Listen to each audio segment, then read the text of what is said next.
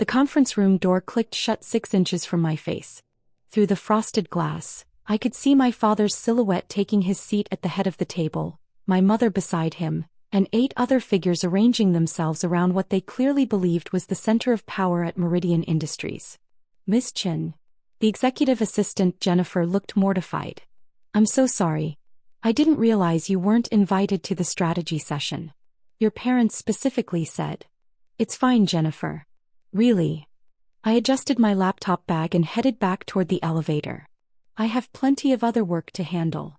She followed me, her heels clicking anxiously on the marble floor. But you're always so involved in the quarterly reports. I just assumed you'd be in there with the senior leadership team. I pressed the elevator button, keeping my expression neutral. My parents have their reasons for handling things the way they do. What I didn't say was that I'd been expecting this for weeks. Ever since my father had returned from his medical leave 3 months ago, he'd been systematically shutting me out of every major business discussion. Strategy meetings, budget planning sessions, client presentations, anything that mattered was suddenly for qualified executives only, and my title as financial analyst too apparently didn't qualify. The elevator arrived and I stepped inside. My reflection stared back at me from the polished metal doors. 29 years old, wearing a sensible gray suit from Target, minimal makeup, hair in a simple ponytail. I looked exactly like what my parents saw when they looked at me.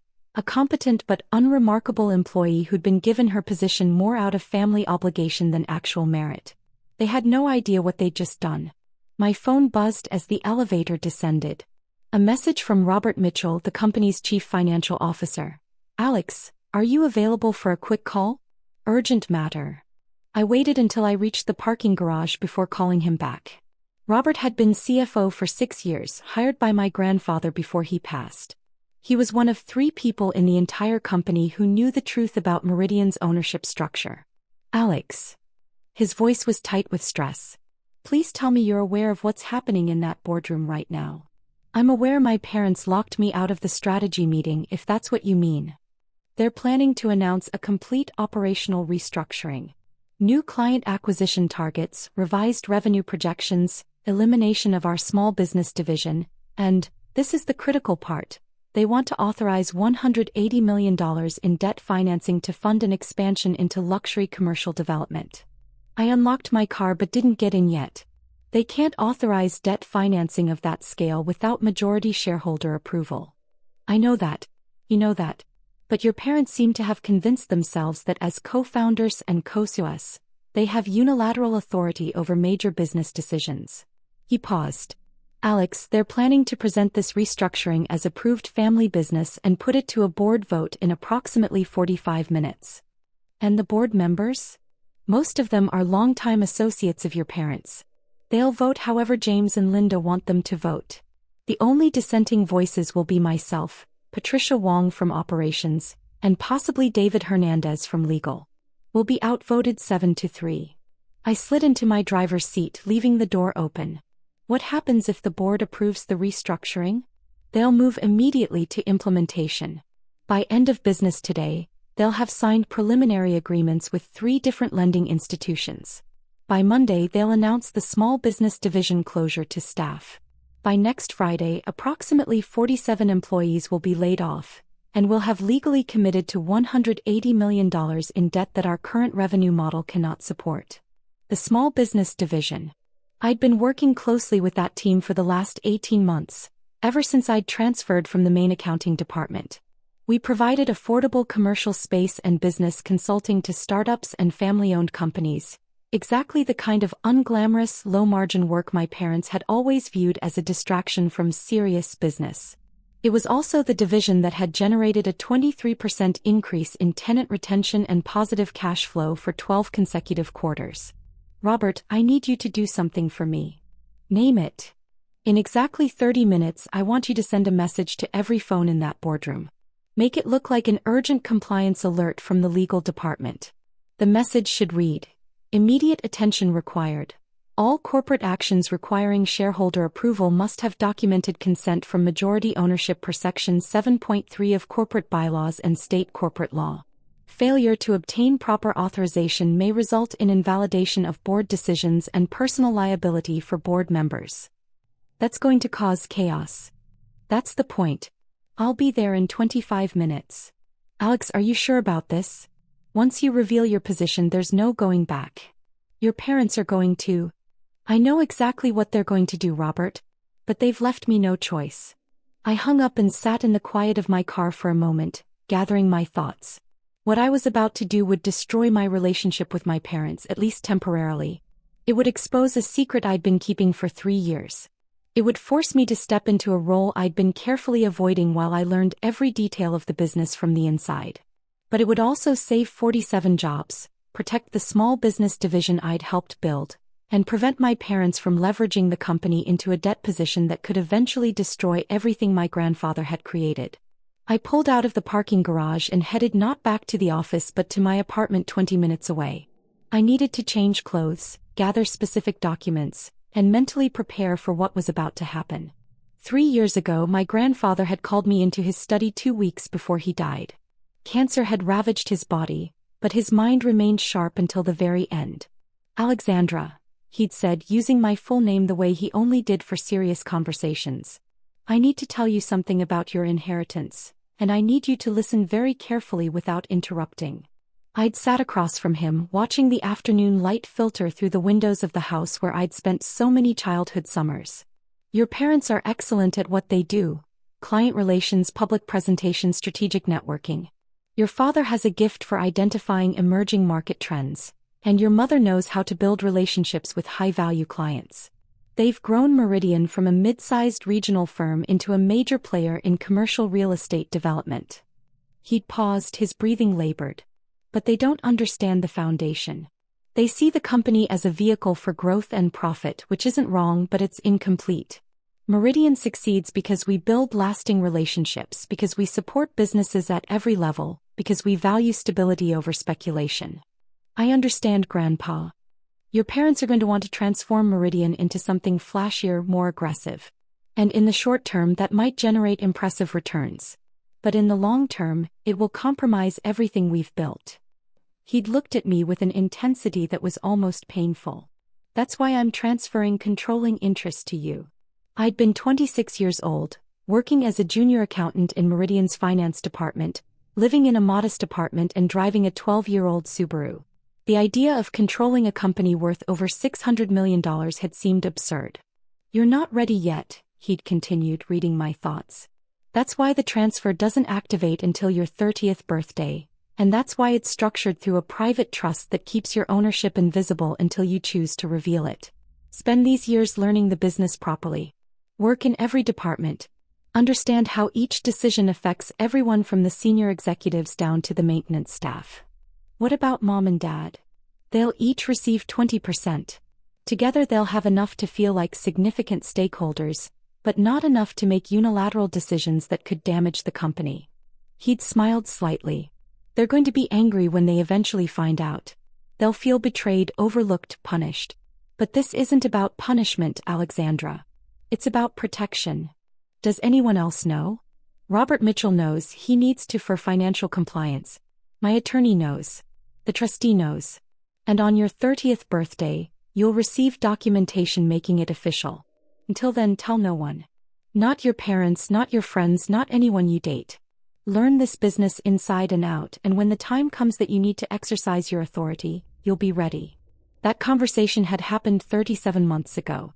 My 30th birthday had been 7 months ago. And for 7 months I'd kept working as financial analyst too in the small business division, driving my now 15-year-old Subaru, living in my modest apartment, and watching my parents slowly build toward exactly the kind of aggressive expansion my grandfather had warned about. I'd been hoping they'd make different choices. I'd been hoping my father's health scare would remind them about sustainable growth and long-term stability. I'd been hoping I wouldn't have to do what I was about to do. But hope wasn't a business strategy. I changed into the one expensive suit I owned, a charcoal gray Armani I'd purchased specifically for this possibility and never worn. I pulled my hair into a professional twist, applied makeup more carefully than usual, and traded my practical flats for heels that added 3 inches to my height. The woman looking back at me from the mirror wasn't entry-level staff anymore. I gathered the leather portfolio Robert had prepared months ago. Every document related to my ownership position, every corporate filing, every trust agreement, and every legal opinion confirming my authority. Then I called my attorney Marcus Webb. Alexandra. Is this the call I've been anticipating? It is. I need you to meet me at Meridian Industries in 15 minutes. Consider it done. I've had these documents ready for 7 months. Do your parents have any idea? None whatsoever. This is going to be quite a shock. That's an understatement. I grabbed my keys and headed for the door. Marcus, I need you to be prepared for them to challenge everything. My competence, my authority, my intentions. My father is going to claim I'm too inexperienced for this level of responsibility. My mother is going to say I'm being emotionally manipulative. They're going to make this personal. And you? I'm going to stay professional, cite corporate bylaws and state law, and make it clear that I'm not seeking their approval or their understanding. I'm exercising legal authority that was transferred to me by the company's founder and upheld by every relevant legal entity. That's exactly the right approach. I'll see you soon. The drive back to Meridian took 18 minutes. I used the time to review the key points I needed to communicate: the legal structure of my ownership, the specific corporate actions that required my approval, and the alternative strategy I'd been developing for the last 6 months. Because I wasn't just stopping my parents' restructuring plan. I was replacing it with something better. I arrived at Meridian at 2:47 p.m. The strategy meeting had been scheduled to run from 2 to 4 o'clock, which meant my parents were likely in the middle of their presentation right now. Robert's compliance message would have gone out exactly 12 minutes ago. Marcus was waiting in the lobby, a slim leather briefcase in hand. Ready as I'll ever be. We took the elevator to the executive floor. Jennifer looked up from her desk, her eyes widening when she saw me in my transformed appearance. Miss Chin? I didn't expect to see you back. I need to interrupt the strategy meeting, Jennifer. I'm not sure that's. Your parents were very clear that they didn't want disruptions. Marcus stepped forward smoothly. This is a matter of corporate compliance and legal necessity. Ms. Chin has authority to interrupt this meeting under Section 7.3 of Meridian Industries corporate bylaws. Jennifer looked between us, clearly uncertain. Before she could respond, the conference room door opened and Robert emerged, his expression carefully neutral. Alexandra. Perfect timing. The board has just received some information that requires your immediate input. Through the open door I could see my parents at the front of the room, both of them holding their phones and looking confused. The other board members were similarly distracted, several of them typing rapidly on their devices. What's going on? My mother was saying. Who sent this message? Robert, is this from your department? In a manner of speaking, yes. Robert stepped aside, gesturing for me to enter. Ms. Chin is here to address the compliance concern. I walked into the conference room, Marcus beside me, and the conversations died immediately. My father stared at me, his confusion shifting rapidly to irritation. Alexandra, this isn't a good time. We're in the middle of a critical strategy discussion. I'm aware. I'm here because that strategy discussion includes corporate actions that require majority shareholder approval, which you don't have. My mother set down her phone. Sweetheart, I don't know what you've been told, but this is really a matter for senior leadership. I'm not here as senior leadership, Mom. I'm here as the majority shareholder of Meridian Industries. The silence that followed was absolute. My father's face went through several expressions: confusion, disbelief, and finally a condescending smile. Alexandra, I don't know where you got that idea, but your mother and I are the co-founders and co-owners of this company. We each hold 50%. No, Dad. You don't. I set my portfolio on the table and opened it, distributing packets to each board member. What you're receiving is complete documentation of Meridian Industries' ownership structure as established by Robert Chen's will and upheld through the Chen Family Trust. Marcus stepped forward, his voice carrying the weight of legal authority. My name is Marcus Webb, Corporate Counsel for the Chen Family Trust. I'm here to clarify the actual ownership distribution of Meridian Industries, which appears to have been misunderstood by certain parties. One of the board members, a man named Thomas who'd been my father's friend for 20 years, opened his packet. This says 58% to Alexandra Chin? That's correct, Marcus confirmed. Robert Chin, founder of Meridian Industries, established a family trust in 2019 that would transfer controlling interest to his granddaughter Alexandra upon her 30th birthday, which occurred 7 months ago. James and Linda Chin each hold 20%, with the remaining 2% distributed between minor family members in educational trusts.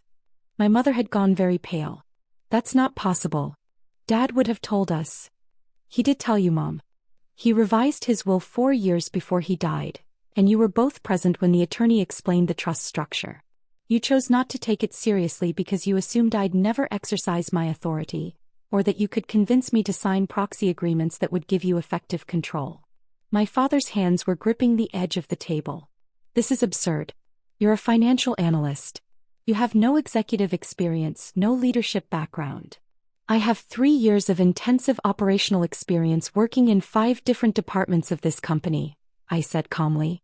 I've worked in accounting, operations, client services, property management, and for the last 18 months, I've been embedded in the small business division, the same division you're planning to eliminate in today's restructuring announcement. Alexandra, you need to understand the bigger picture. I understand it perfectly, Dad.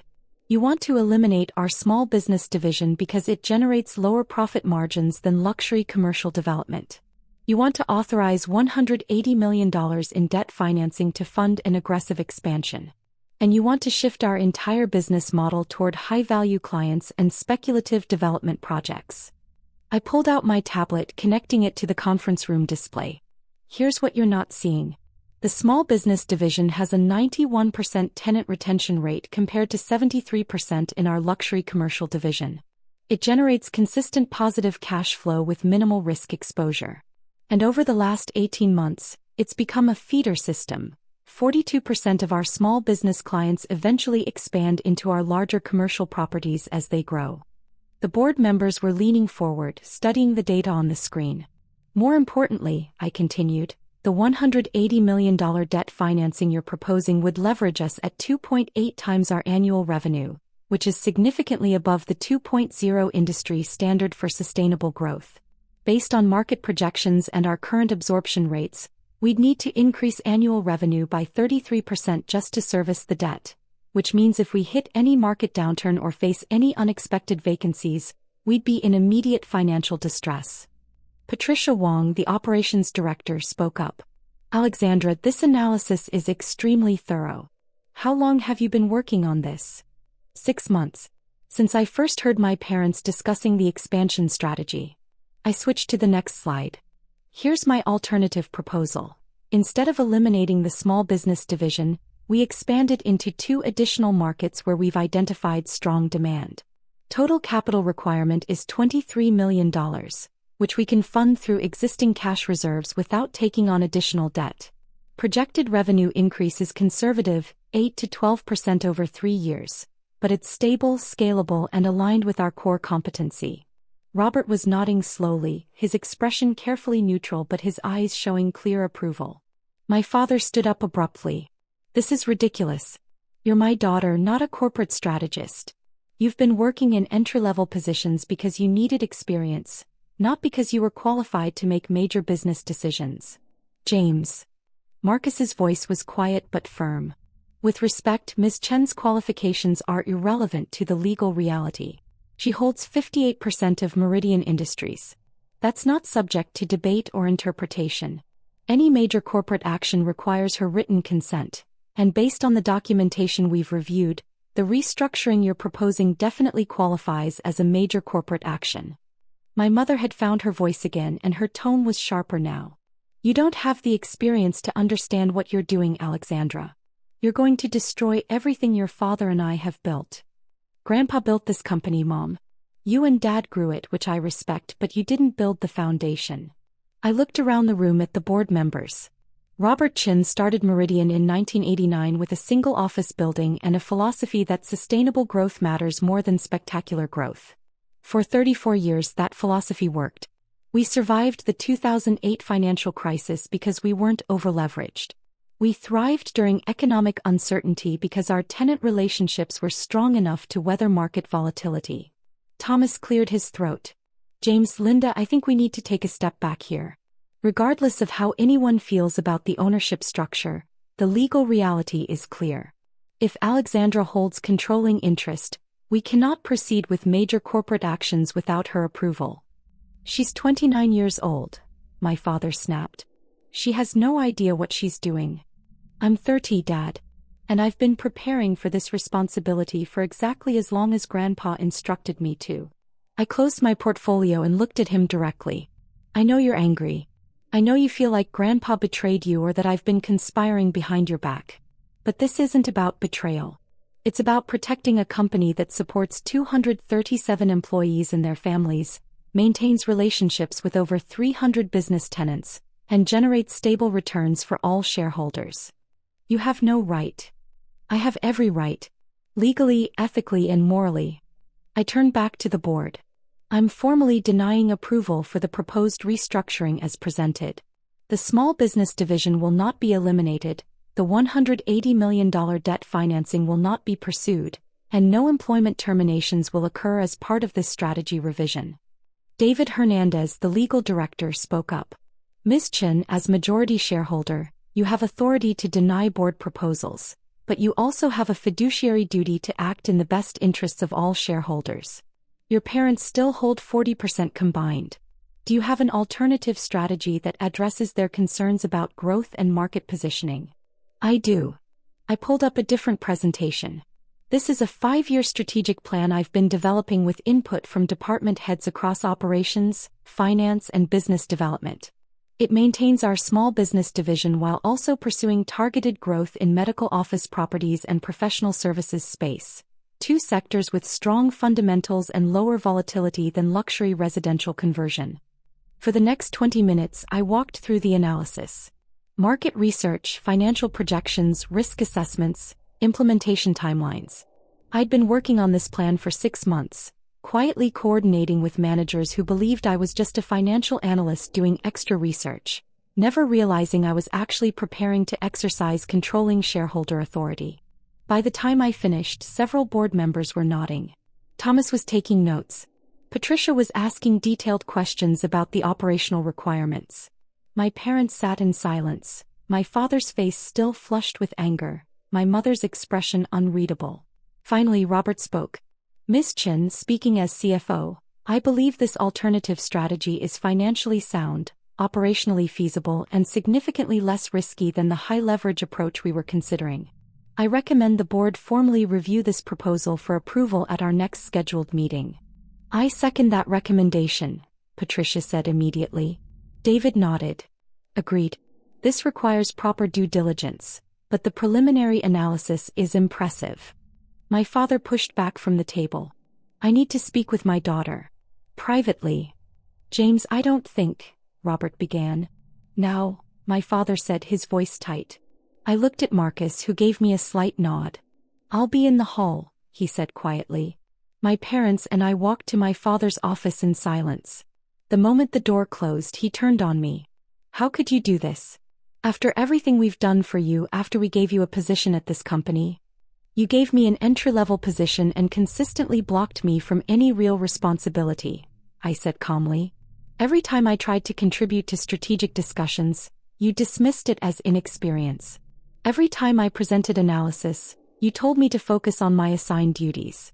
You've spent 3 years treating me like I'm here because of family obligation, not because I have anything valuable to offer. My mother's voice was cold. You conspired with your grandfather to steal control of our company. Grandpa gave me responsibility for protecting his legacy. That's not the same as stealing. I met her eyes steadily. And it's not your company, Mom. It was never entirely your company. You and Dad were always managing it as stewards, not absolute owners. Grandpa just made that structure explicit in his will. You're not qualified for this, my father said. You're going to make decisions that damage the business. Like refusing to leverage us into $180 million of debt that could destroy the company if the market shifts? Like protecting a profitable division that you wanted to eliminate because it doesn't fit your vision of what success looks like. The small business division is a distraction. The small business division is our foundation. I kept my voice level, but I could feel the emotion underneath. It's where we build relationships with growing companies. It's where we prove that we're not just another corporate landlord extracting maximum rent. It's what makes Meridian different from every other commercial real estate firm in this market. My mother shook her head. You're being naive. Business isn't about relationships and philosophy. Business is exactly about relationships when you're in commercial real estate, Mom. Our tenant retention rate is our competitive advantage. Our reputation for supporting growing businesses is why we can maintain 93% occupancy even in economic downturns. Grandpa understood that. I understand that. And if you were honest with yourselves, you'd understand it too. My father sat down heavily in his desk chair. So what happens now? You're going to vote against everything we propose? Turn us into figureheads in our own company?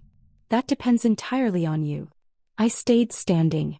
If you're willing to work with me, to actually listen to analysis and consider alternatives instead of dismissing input that doesn't come from your network of executive friends, then we can continue as partners.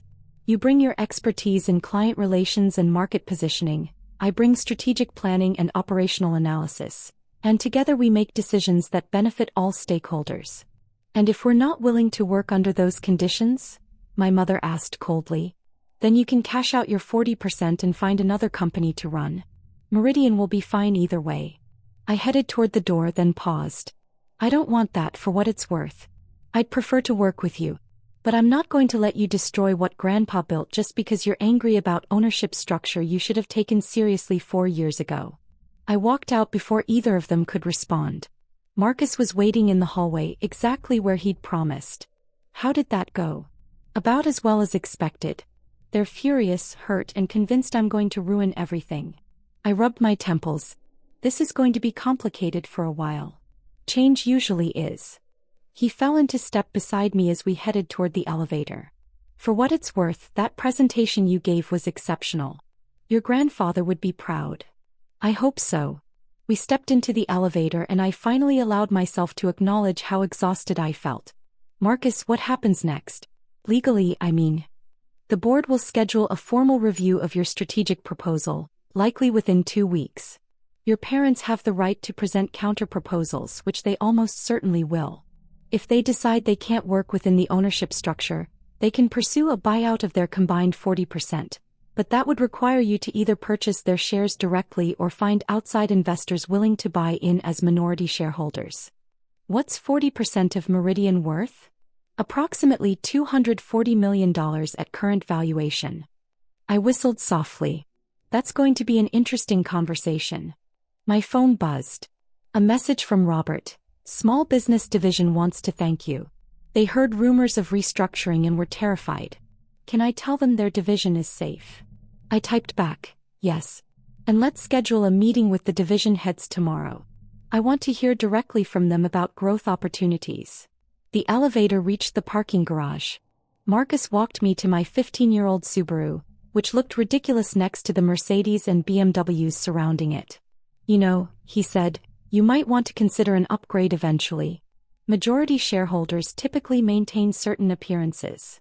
I looked at my reliable, slightly dented car and smiled. Maybe. But this Subaru has gotten me through 3 years of learning this business from the ground up. It feels wrong to abandon it just because my title changed. Your grandfather drove a 10-year-old pickup truck until the day he died, Marcus pointed out. I think he'd understand. I drove home slowly, my mind processing everything that had happened. In the space of 2 hours, I'd revealed a secret I'd kept for 3 years, challenged my parents' authority in front of the entire board, presented an alternative strategic plan I'd been developing in secret, and fundamentally altered my relationship with the 2 people who'd raised me. My phone rang. My mother's number. I considered not answering, then decided that avoidance wouldn't help anyone. Hi, Mom. Your father and I need time to process this. Her voice was strained but more controlled than it had been in the office. We're not ready to discuss business partnership or strategic collaboration yet. I understand. But we're also not ready to cash out and walk away. She paused. Your grandfather trusted you with this responsibility for a reason. I may not agree with his decision, but I respected him too much to ignore it completely. So we're going to review your strategic proposal properly, and we're going to see if we can find a way to work together. Thank you, Mom. That's all I'm asking. Don't thank me yet. We're still furious, Alexandra. And this is going to take a long time to work through. I know. After she hung up, I sat in my apartment parking lot for several minutes, emotionally drained but also feeling something unexpected: relief. For 3 years I'd carried the weight of this secret. For 3 years, I'd watched my parents make decisions I disagreed with while staying silent, learning, waiting for the moment when I'd need to exercise my authority. For 3 years I'd been living a double life: entry-level analyst on the surface, controlling shareholder underneath. Now the truth was out. My parents knew. The board knew. And tomorrow the entire company would know. Everything was about to change. I grabbed my laptop bag and headed into my modest apartment. The place I'd chosen specifically because it was close to several of Meridian's properties and I wanted to understand the neighborhoods where we operated. Eventually I'd probably need to move somewhere that matched my actual financial position.